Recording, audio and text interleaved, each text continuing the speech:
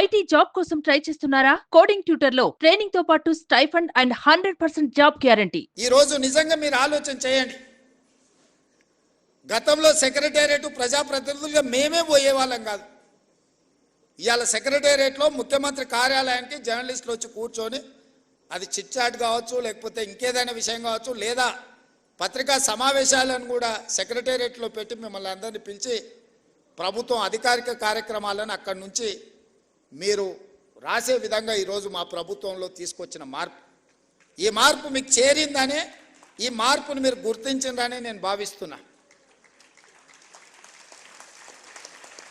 కానీ ఈ మార్పు సమాజానికి నష్టాన్ని, మా కష్టాన్ని తెచ్చేదిగా ఉండకూడదు. కొన్ని రాజకీయ పార్టీలకు సంబంధించిన పాత్రికేయ మిత్రులు, కొంతమంది మంత్రుల కార్యాలయాలు లేకపోతే ఇతర దగ్గర ఒకేసారిగా చాలామంది వచ్చి అక్కడ కూర్చొని అక్కడ ఉన్న జరగని వాటిని జరిగినట్టుగానో లేకపోతే జరిగితే బాగుంటుందని కొంతమందిని పాసులు ఇచ్చి తీసుకొచ్చి లోపలికి తీసుకొచ్చి అనవసరమైన రాద్ధాంతాలను సృష్టించే ప్రయత్నాలు చేస్తున్నారు. మరి ఇట్లాంటి వాటిని ఎట్లా నియంత్రించాలో మీరే నిర్ణయించి మీరే వాటిని ఏదో ఒక రకంగా ఒక కొలిక్కి పట్టుకురావాలి.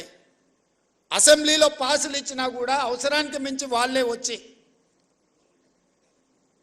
ప్రెస్ మీట్ పెడితే కూడా గుర్తింపు పొందిన జర్నలిస్టులకు కుర్చీ దొరకదు. వాడు యూట్యూబ్ అంటాడు, వాడు ఆ ట్యూబ్ అంటాడు, వాడు యూట్యూబ్ అంటాడు, వాడు వచ్చి మొదటి సీట్లలో కూర్చుంటాడు. వాళ్ళు ఏం అడుగుతారో వాళ్ళకి మేము ఏం చెప్పాలో మాకు అర్థం కాదు. ఇది మాకే కాదు, మీకు కూడా. నాకు తెలిసి ఒకప్పుడు నేను చాలామంది జర్నలిస్ట్ మిత్రులు నాకు ఉన్నారు. సీనియర్ జర్నలిస్ట్ రాగానే లేచి కూర్చొచ్చి వీళ్ళు వెనక్కి పోయి కూర్చునేటోళ్ళు. మేము పత్రికా సమావేశం పెడితే కూడా ఒకవేళ డెస్క్ ఇన్ఛార్జ్లో లేకపోతే మీ దాంట్లో సీనియర్ జర్నలిస్టులు వస్తే, వేరే సంస్థకు సంబంధించిన జర్నలిస్ట్ వస్తే కూడా లేచి జూనియర్స్ లేచి ముందు వరుస వాళ్ళకి ఇచ్చి వీళ్ళు వెనక్కి పోయేటోళ్ళు.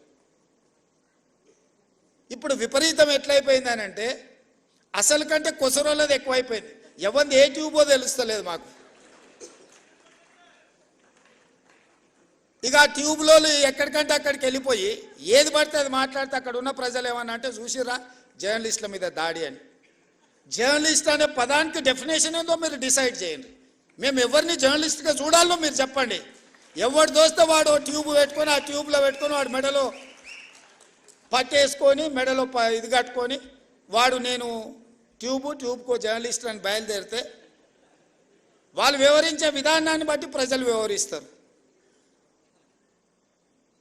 ఏది పడుతుంది మధ్యలోనే అడ్డం దొడ్డం మాట్లాడి ఏదైనా ఏమన్నా అంటే చూసిరా జర్నలిస్టుల మీద. సో ఈ విధానానికి ఎక్కడో ఒక దగ్గర పులి స్టాప్ పెట్టాలి. దీన్ని ఆలోచన చేయాల్సింది మీరే.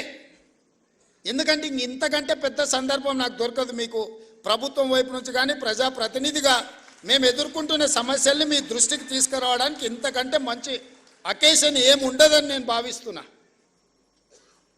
అక్రిడేషన్ కార్డుల గురించి పెద్దలు శ్రీనివాసరెడ్డి గారు చెప్పారు. ఇద్దరు శ్రీనివాసరెడ్డి స్క్వేర్ ఈరోజు మీ సమస్యల్ని మీ ముందర పెట్టారు. నిజమైన జర్నలిస్టును ఒక్కరిని కూడా అగౌరవపరచాలన్న ఆలోచన కానీ, వాళ్ళకి అక్రిడేషన్ కార్డులు కానీ, ఆరోగ్య భద్రత కార్డు కానీ, ఇంటి పట్టాల విషయంలో కానీ మీకు ఎలాంటి నష్టం జరగకుండా చూసే బాధ్యత ఈ ప్రభుత్వం ఉందని చెప్పి నేను మీకు మాట ఇస్తున్నా. కానీ ఎట్ ద సేమ్ టైం ఈ ప్రభుత్వం ఎదుర్కొంటున్న అనవసరమైన రాద్ధాంతాలను నియంత్రించాల్సిన బాధ్యత మీ మీద ఉన్నది. మీరు డిఫైన్ చేయండి ఎవరిని జర్నలిస్ట్గా మేము గుర్తించాలి, ఆ జర్నలిస్ట్కు ఉన్న ఎథికల్ లైన్ ఏంది, ఏ హద్దు దాటకుండా జర్నలిస్టు ఉండాలి, ఆ జర్నలిస్టు హద్దు దాటి వివరించినప్పుడు ఎదురుగున్నోడు క్షణికావేశానికి లోనైనప్పుడు జరిగే పరిస్థితులు ఎట్లా ఉంటాయి, వీటన్నిటిని కూడా మనము ఆలోచన చేసి ఒక పరిష్కారం చూపించుకోవాల్సిన బాధ్యత మన మీద ఉన్నది. సుమన్ టీవీలో మీ పర్సనల్ అండ్ బిజినెస్ ప్రమోషన్స్ కోసం కింది నెంబర్కి కాంటాక్ట్ చేయండి.